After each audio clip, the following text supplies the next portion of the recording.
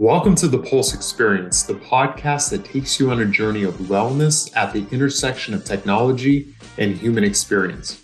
I'm your host, Edward Beltran, the CEO of Fierce and innovator of Pulse. Stress is a very large problem. 300 billion is lost annually to organizations, not to mention the huge impact it has on our employees and our people. And often we don't know what's causing our stress. And if we do, we don't know how to handle it. Instead, we accept stress and we go about managing it in the way that we've been taught and doing for the longest time. Better diet, better sleep, exercise, and meditation. And this doesn't get underneath the root cause of the issues. And today there's so much that's required of us in the home and in the workplace that we don't always have the self-awareness, tools, or even time to handle it properly. However, your body doesn't lie. Your body's constantly responding to your environment and letting you know when something's wrong. When we choose to listen to it, identify and tackle these challenges, it drives the positive results both in our personal and professional lives. Pulse is our proprietary app that integrates with all wearable devices. And utilizing cutting-edge science, we're able to help you see who you're with and what you were doing when you're driving your highest stress events. And this is by the hour. We then pull in calendar data and GPS to be able to give context around that stress event, to be able to continue to drive that self-awareness and get underneath what's happening in your life. We want to move you then into action with either a live coach or our in-app AI bot to be able to tackle those stressors, drive resilience, and help you achieve the outcomes you desire.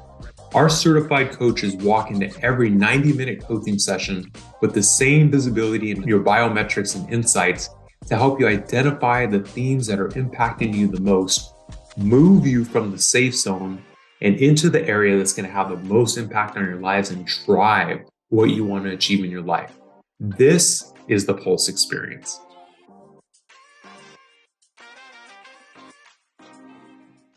Today, we have the opportunity to go deep with Chantell Brandt, a certified Pulse coach who's going to walk us through her coaching of a gentleman who is taking silence and not showing his emotions as a sign of strength to the detriments of his work and personal relationships. Chantell, welcome, and please tell us more about today's theme. Letting silence do the heavy lifting doesn't mean avoiding emotions and hoping that you or the other person will just get over it. Susan Scott states that learning happens in the space between words. Space does not mean never having the conversation. Quite the contrary. Going silent and avoiding issues does not eliminate stress. My coachee is a naval HM2, which is the equivalent of a medical sergeant. And throughout his life, when he gets upset with someone or about something, instead of having a conversation, he just goes silent and never goes back to address the issue. This has become a pattern of behavior, Ed, and it's impacted relationships and it's causing him stress. Wow, I can't wait to dissect this further. This is definitely something I can relate to, and I think a lot of people suffer from because it's safe to just not do anything, but those issues they don't really go away. And since you referenced Susan Scott's work, this whole concept of gradually then suddenly comes to mind, right? Which is you avoid things, they're there, it gradually happens, and then suddenly the results hit, right? So what was he experiencing prior to Pulse, prior to your intervention? What was happening in his life specifically? Sure. Ed, I want you to take a listen. Oh, you go silent. Yes. Okay. For how long? Normally until I get over it. Are there times it goes longer than a few hours? It has in the past. That's the pattern. And it has impacted several relationships and caused him great stress.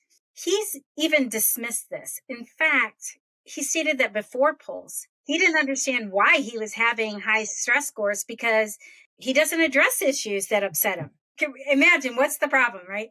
Ignoring or avoiding stressors, may provide temporary relief, but the underlying issues tend to persist and accumulate over time. Ed, you said it best. Gradually, then suddenly, he was walking around with blinders on. Yeah, absolutely. I'm looking forward to us getting this further. You put him on pulse. To your point, his initial reaction was, "I don't have any stress because I'm not dealing with anything." So what happened? What was the self-awareness piece that he walked away with after being able to see his biometrics by the hour? Yeah, the pulse made him aware that you can't hide from stress. If you're experiencing it, the app is recording it. And suppressing the emotions and failing to address the underlying issues that cause the stress level to hit threes and fours. And it was leading to increased irritability, withdrawal, and sometimes even conflicts. Over time, this strain was really damaging personal and professional relationships. Interesting. You say suppressing emotions or feelings. Gabe Della Rosa, our chief behavioral science officer, done a lot of research into like coping mechanisms. So all of us have to cope to a certain degree before we address it. But to your point, he was doing some negative coping, as we call it, and it has larger detrimental effects. So it's so awesome though that he at least sought out your help, Chantel, to try to figure out what was wrong. So let's talk about that. What did you uncover during the Sure. coaching session? What happened?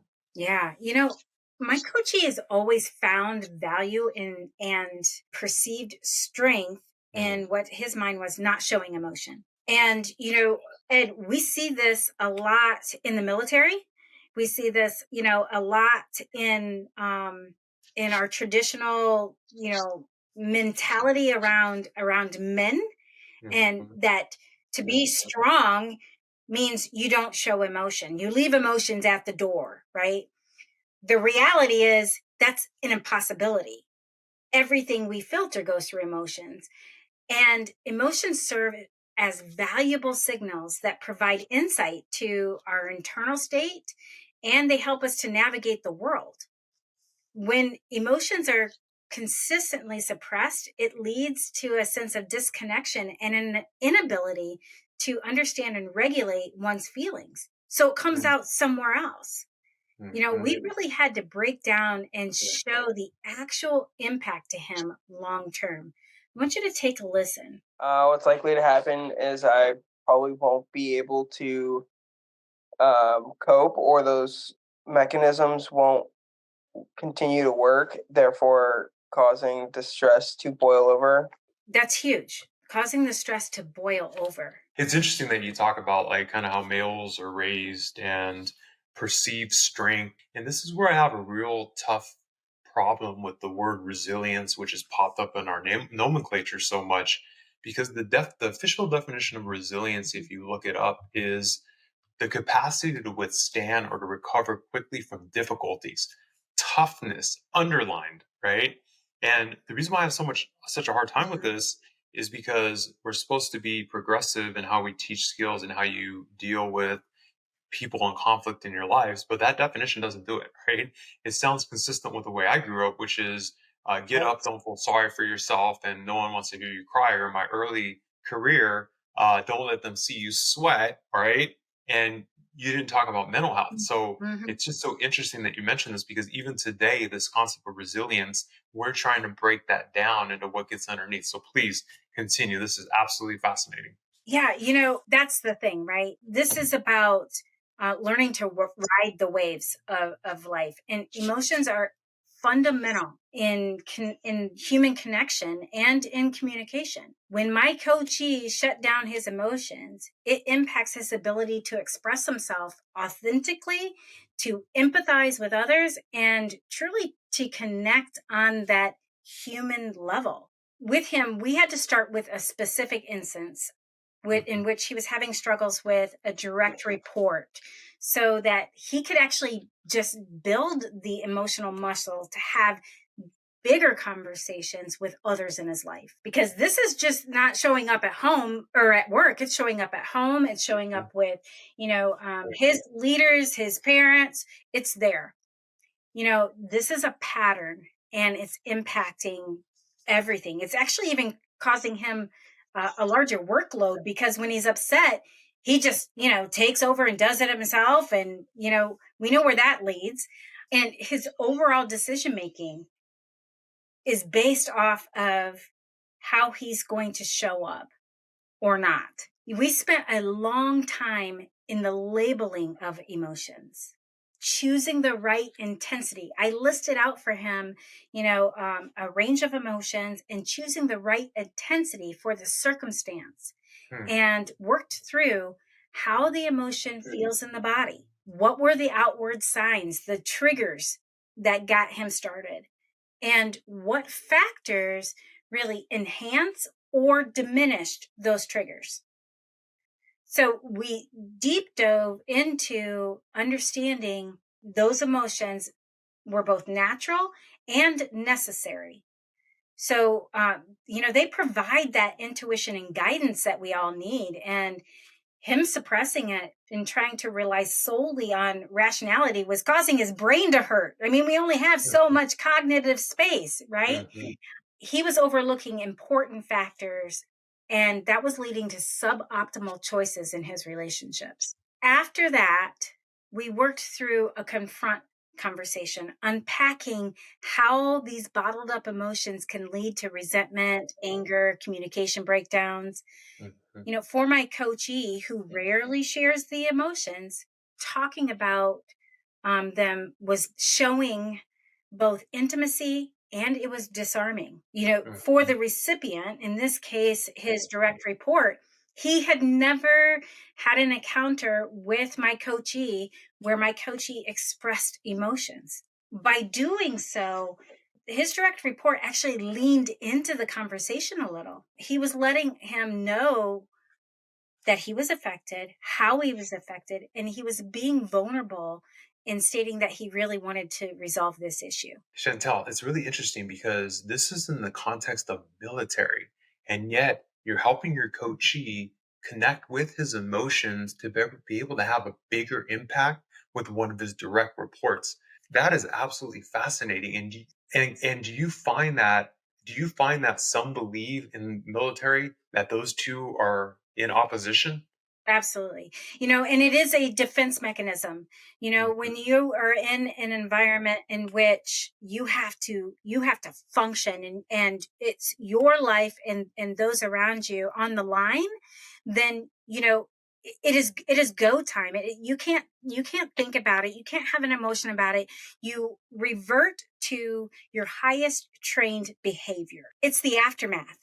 And, we see it with PTSD. We see it all around us in the coping that they used when they were in high stress, life or death situations doesn't work when they are back at home, working, being with family and trying to have, life beyond. For sure, for Right. sure.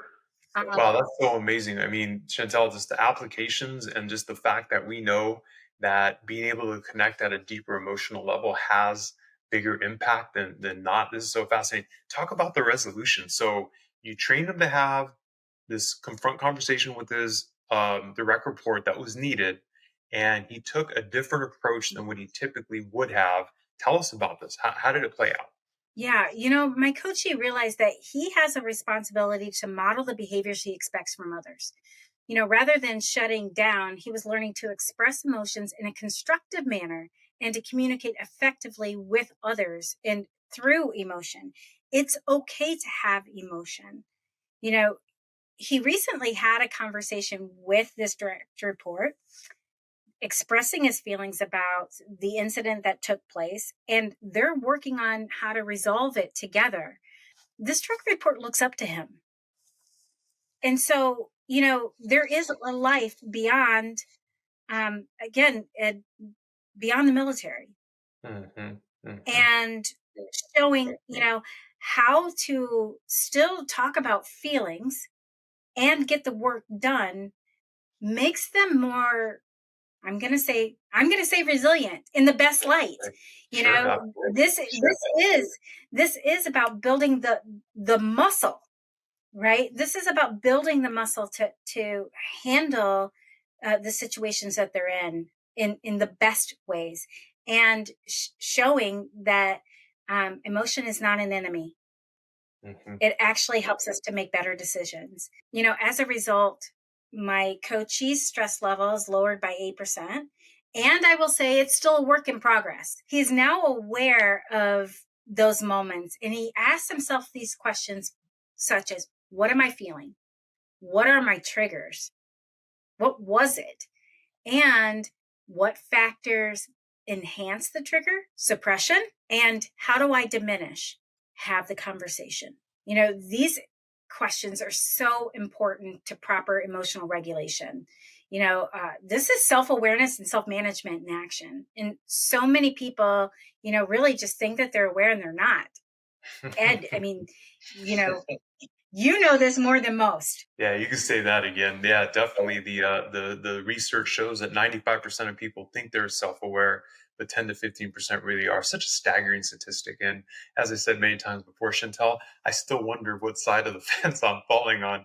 But what I find most interesting that you said though as well is we talked about resilience and the definition of toughness, but yet you made the clear connection, Chantell, which is absolutely brilliant and insightful between underneath that is self-awareness, understanding your emotions, right? But more importantly, what do you do with that in a constructive way? And that is what we believe is sustainable resilience. Just absolutely incredible. Chantell, you've done such an amazing job here. Before we break, what do you want our listeners to walk away with? A quote that I live by, Ed, by a top neuroscientist, Antonio Damasio, who proved that we are not thinking beings that feel, we're feeling beings that happen to think. We're processing emotions every day, all day. And they exhibit a multitude of complexities and intricacies. And all information, both internal and external, goes through the lens of emotion first. And so this is about learning to develop the skills to recognize, understand, and manage. We call this RUM. And by exhibiting RUM, we express the needs, the concerns, the boundaries clearly and assertively. We can avoid conflicts and misunderstandings that contribute to the very stress that my coachee was experiencing. Wow, so insightful. So in this scenario, Chantell, you did an amazing job of working with somebody who's in an environment that reinforces this disconnection from emotion, if you will. This you have to be tough and in control at all times. But the reality is that's not how we connect, and that's not how we motivate people, right? Especially if you're in a senior leadership position, be it military or be it civilian. So I find it absolutely incredible because we've done a lot of research behind this, as has many others. And as you said with your neuropsychologist quote, we feel first, but then it's up to us as a discipline to get past that feeling and get to the logical side. And then what do you do about it? Avoiding it, as we were talking about, doesn't solve it. It's still there. And as we learned with this scenario, Pulse will show it to you. You are experiencing stress. Whether you drop down and do 400 push-ups to try to take your mind off of it, that stress is still there. Whether you run or sprint 4 miles, which I did yesterday, by the way, it's still there. But how do you identify and become self-aware and surgical with what's happening in your life and handling it in a constructive manner? I love it, Chantell. Thank you so much for the wonderful work that you're doing. Absolutely, Ed. Absolutely. I do want to say one thing. It's quite interesting when we see this with military and first responders, right? In these situations, they are in tune. They're not even feeling stress in what we would consider high stress life and death situations. Where they're experiencing a lot of the stress is the typical day-to-day mundane actions that take place, conversations that take place. It might be around the groceries or picking up the kids, extreme levels. And, it's understanding, this dichotomy that they're dealing with and working to bring down so that they can truly enjoy the life that they spent protecting. Absolutely, Chantell. And thank you for that last piece. We're going to be exploring that in future sessions. But as the research shows, Our Chief Behavioral Science Officer has done amazing work with the Naval Center and Combat Operational Stress Control. And one of the things he stipulates is that everyday mundane stress, like you say, Chantell, when you walk into these high-risk situations, your propensity to make an error or have a lapse in judgment is higher because those muscles, if you will, for how you handle stress or focus are already taxed. So appreciate you adding that little bit, and we'll be exploring this more in future sessions. Thank you again, Chantell, for your time and your impact.